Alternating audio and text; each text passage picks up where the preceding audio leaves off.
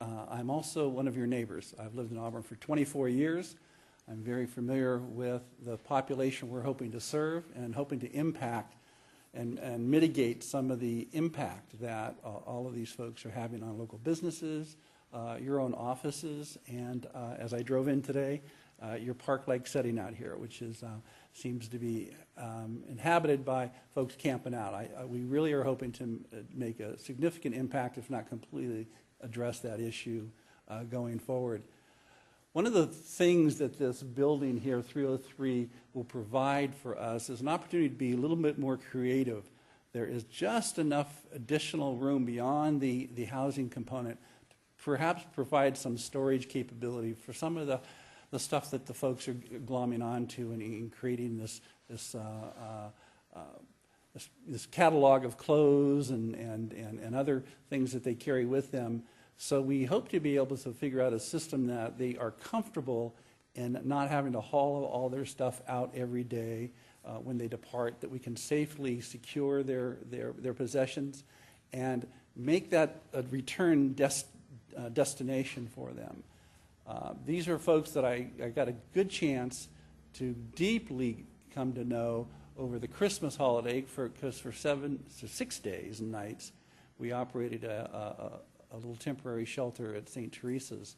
And there were about 60, 61, 62 different individuals that during that 6-day period came and stayed with us, whether it was for the whole 6 days or 2 days or 3 days. But we got to know them real closely. And it's a unique population of homeless here in Auburn. So many of them are from Auburn in some way, shape, or form, or they have family here in Auburn. So they're a more closely knit group of folks than I see elsewhere. I've run homeless shelters in Sacramento since the early 70s.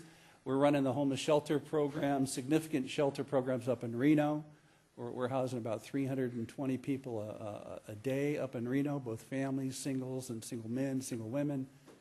We are also operating in the Bay Area, running services for folks, and particularly foster kids, both in the Bay Area and Sacramento and in Reno.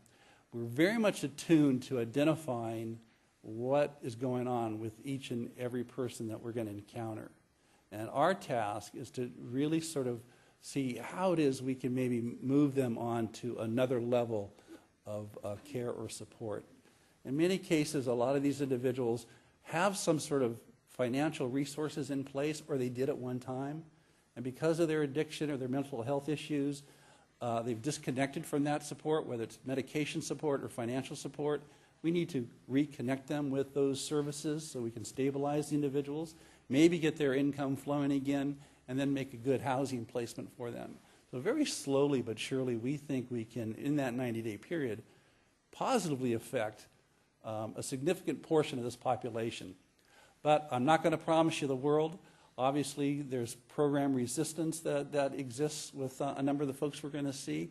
But over time, I think we can have a terrific impact on what Auburn sees as a true homeless problem. We're going to deliver that service with a lot of love, but a lot of rules. And together, I think, as a community and a provider, I really think we could do something special here in Auburn.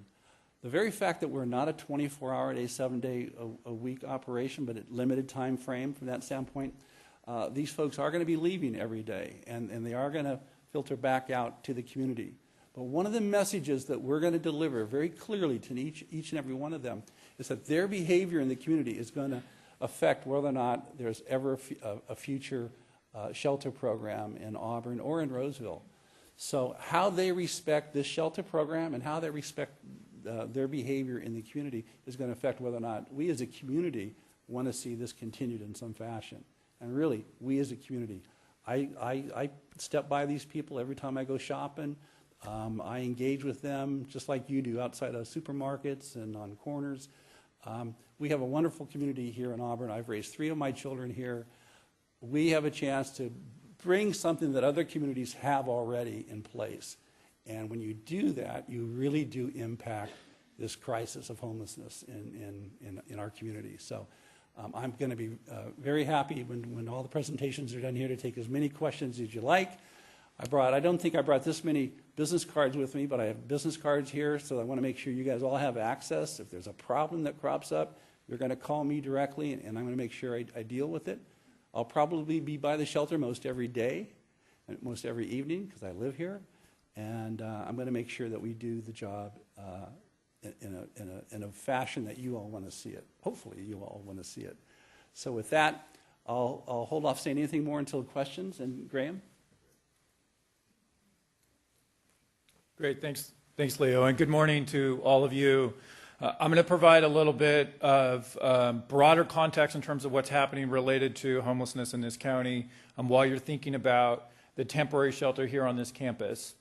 Back in September, our board approved a contract with a homeless consultant, Dr. Robert Marbut, to come in and really do a county-wide comprehensive effort to assess what's in place in terms of services and housing, identify where there are gaps, and then make some recommendations.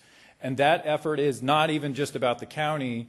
That's also about the cities. It's about the faith-based and business communities. It's about other providers that are in place and really the broader community.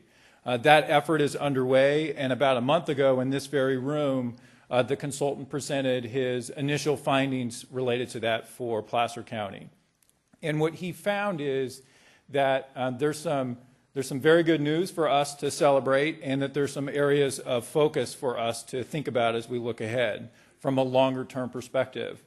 The first, on the good news side, we have a significantly lower incidence of homelessness in Placer County than in most communities in California and really most communities across the country. We also have fewer homeless veterans, homeless families, and homeless youth. And so those are all very good. That's very good data, very good thing for us to celebrate in terms of our local system. However, we do have some challenges. The number of, and the percentage of chronically homeless individuals in this county is quite high. It is 3 times the national average, or nearly 40% of our total homeless population. So we have about 200 folks who are chronically homeless here, and what that means is that they have been on the street for more than a year, or they have had 4 episodes of homelessness over the last 2 to 3 years. And that's about 14% nationwide compared to our 40%, so we're significantly above that. That's not just about Placer County. In California, as you know, the cost of housing is really high, and so the percentage of chronically homeless is certainly a challenge, but it does impact our population here. And those are typically single adult males and some single adult females. And when we think about the conversation about Auburn and the temporary shelter here, that's the population that Leo was just talking about in terms of serving.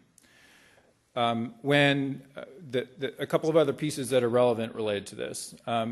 First, and Leo touched on this, the homeless that are in this county are by and large our homeless. They're from our community.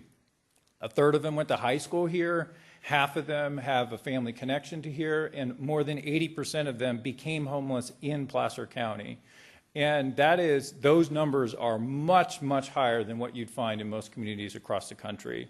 And they will be informative relative to the recommendations that the consultant will be bringing forward. And he'll be doing that. We're targeting the April 7th board meeting for final recommendations to go and be presented. There'll be a report with that'll highlight all the different gaps in services and housing that exist here and ways to think about moving forward between the county and all of our partners. The cities need to be part of this, most certainly, faith-based and business communities and other providers. And so that effort is underway and is really focused on the long term. So this is the 50, 40-yard pass down the field as opposed to what we're talking about just today in terms of the temporary shelter. But it'll give you some broader context related to that. So think about that April 7th board meeting and what may be coming out related to that. And with that, I'll actually hand it back to David, and he'll kick off the Q&A.